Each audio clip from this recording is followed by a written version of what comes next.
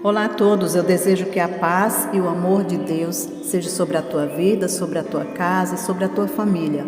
Aqui quem fala é a pastora Lu e hoje eu quero ler uma passagem que se encontra no livro de 1 Samuel, capítulo 4. Vou ler apenas alguns versículos.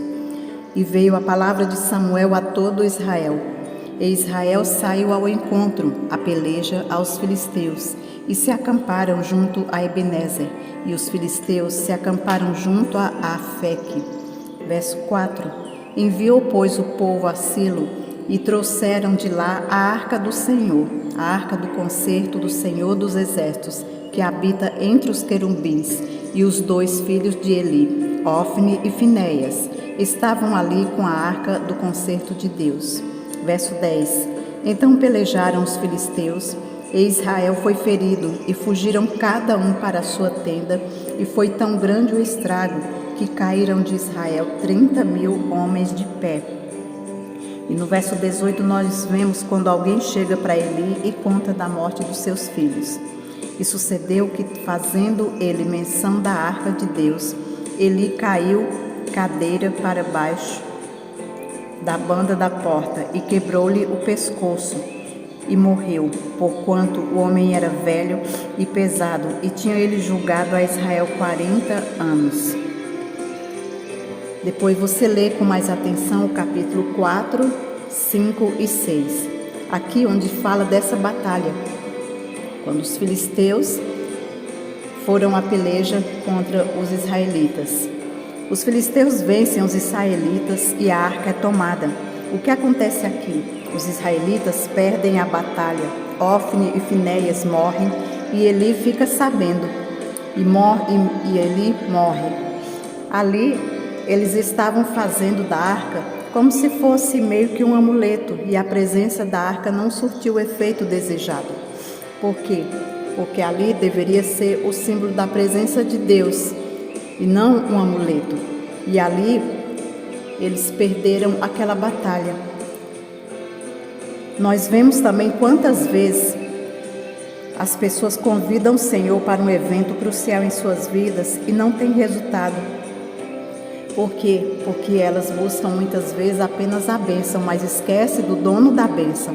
E quantas pessoas que buscam a Deus nos momentos mais difíceis de suas vidas, quando estão passando por momentos muito difíceis, elas estão ali, oram, elas buscam a Deus com toda a reverência, com todo o fervor, mas quando recebem a bênção, muitas vezes elas acabam esquecendo.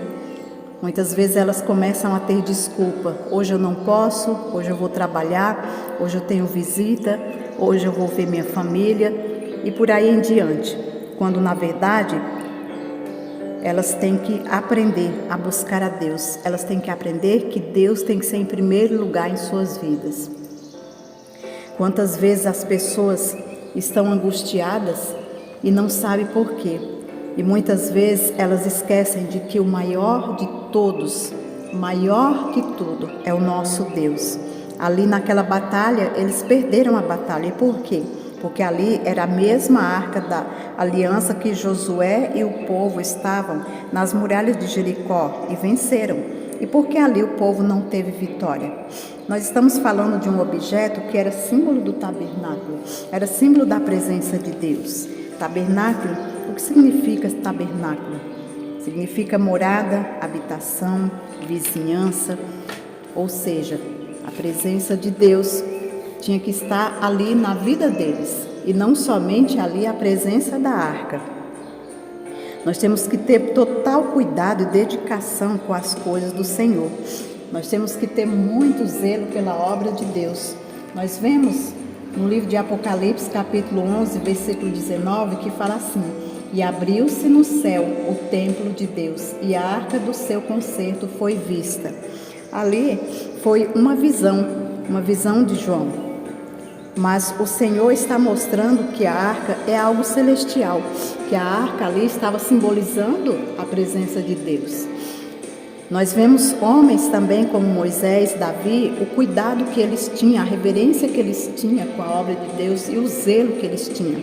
Moisés, quando ele recebe ali os detalhes, mesmo ele sendo velho e cansado, ele olha ali meticulosamente, assim, passo a passo, detalhe por detalhe, quando Deus lhe dá todos os detalhes para que ele passasse para Bezalel, para ser feito ali aquela arca.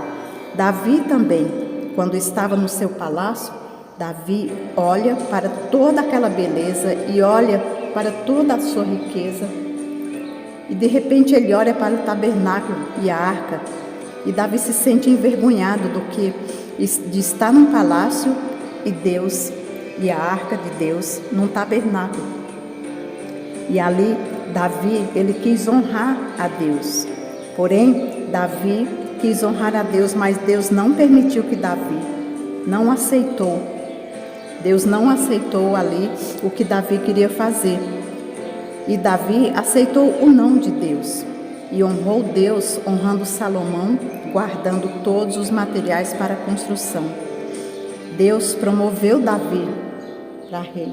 E Davi glorificava ao Senhor.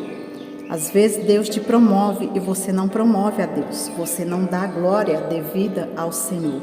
Você não reconhece que a honra e a glória pertencem a Deus. Nós temos que ter em mente que somos representantes do reino e que chegamos aonde estamos é porque Deus nos colocou. Onde quer que você esteja, tenha em sua mente que você só chegou até aí porque Deus te colocou. Então a Ele temos que dar toda a honra e toda a glória. Davi quis honrar a Deus, mas Deus não permitiu e Davi aceitou o não de Deus. E honrou Deus, honrando Salomão, guardando todos os materiais para a construção. Quantas vezes o não de Deus para nós, muitas vezes é um livramento. E às vezes no momento em que estamos passando, no momento em que estamos orando ali, pedindo ao Senhor, não queremos aceitar aquele não. Mas Deus que sabe o hoje, o amanhã, Deus conhece o nosso futuro, Ele sabe quando precisamos da bênção e Ele sabe da hora de dizer sim ou não. E vindo de Deus, nós temos que aceitar tanto o não como o sim, porque com certeza todas as coisas cooperam para o bem daqueles que amam a Deus. A primeira providência do rei Davi foi trazer a arca para perto dele, ou seja, para ficar mais perto de Deus. Já Saul não teve essa mesma preocupação. O que acontece com a arca e o tabernáculo quando Israel entra na terra prometida? Houve uma determinação de Moisés que essa arca deveria circular as tribos. E isso demorou 30 anos. Por 30 anos, a geração que entrou na terra fez isso. Eles pegaram o tabernáculo, dividiram em 3, átrio, lugar santo e lugar santíssimo. Moisés deu essa direção a Josué e assim foi feito. Quantas vezes nós vemos quando Deus se levanta para nos dar livramento, quando Deus diz o não e muitas vezes é difícil aceitar aquele não, sabendo do que Deus tem para nossas vidas. Aqui todo esse cuidado de Davi para com o tabernáculo, todo esse cuidado de Davi, nós vemos, é um exemplo para nossas vidas, para que nós também tenhamos que ter o cuidado com a obra de Deus, com as coisas de Deus. Ali houve um tempo muito difícil para aquele povo. Se você ler o livro de Juízes, principalmente o capítulo 21, versículo 24, ele vai falar assim, 24 e 25. Eu vou ler apenas o 25, que fala: naqueles dias não havia rei em Israel, porém cada um fazia o que parecia reto aos seus olhos. Ali eles faziam o que para eles parecia reto. Você lendo o livro de Juízes, você vai ver que quando eles estavam em apuros, eles buscavam a Deus, eles se arrependiam, seus pecados, paravam com a idolatria e buscavam a Deus. Porém, quando eles não precisavam, eles esqueciam de buscar a Deus. Um exemplo, Saul. Saul só chamava a Deus quando precisava. Quando precisava, ele chamava a Deus. Era como se ele fizesse de Deus um amuleto. E o que nós não podemos fazer é isso. Os crentes têm que ter Deus como centro de suas vidas, buscar sempre o Senhor e não fazer de Deus um amuleto, buscar só quando precisa. Os filisteus colocaram a arca junto com Dagom. Quando eles venceram aquela batalha, eles tomaram a arca e levaram e colocaram junto de Dagom e foram dormir. E quando acordaram, Dagom estava no chão. Onde Deus está, não cabe outro. O que nós vemos aqui é que a glória de Deus, Ele não divide com ninguém. Deus derrubava Dagon, os filisteus iam lá, levantavam. Não tente levantar o que Deus derrubou. Não tente juntar os cacos do que Deus quebrou, porque Deus sabe do amanhã. E Ele sabe que é preciso. Muitas vezes Ele tira pessoas, muitas vezes Ele tira lugar, para que nós venhamos a enxergar a vontade, a sua perfeita vontade em nossas vidas.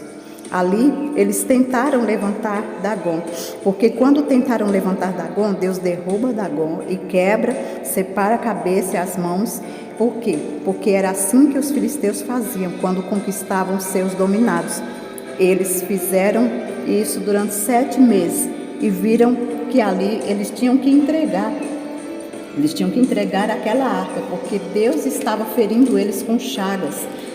No capítulo 5, versículo 9, vai falar assim: e sucedeu que desde que rodearam com ele, a mão do Senhor veio contra aquela cidade com muito grande vexação, pois feriu os homens daquela cidade, desde o pequeno até o grande, e tinham hemorroidas nas partes secretas.